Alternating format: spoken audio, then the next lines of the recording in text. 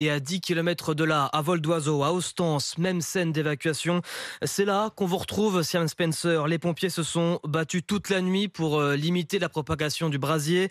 Brasier qui semble incontrôlable, indomptable.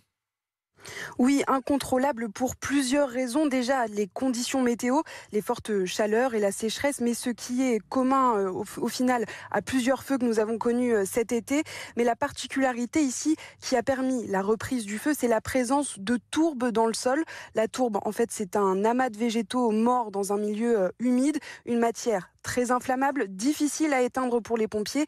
Cette tourbe, elle enterre l'incendie sans l'éteindre et le feu à travers cette tourbe continue de brûler, mais en sous-sol plutôt que d'éteindre l'incendie. Elle va piéger les flammes dans le sol. Autre point important de ce feu, il ne se propage pas dans le sens du vent, mais dans le sens opposé. Un phénomène bien connu des pompiers et propre aux grands feux comme celui-ci. En fait, il est tellement fort qu'il génère son propre vent.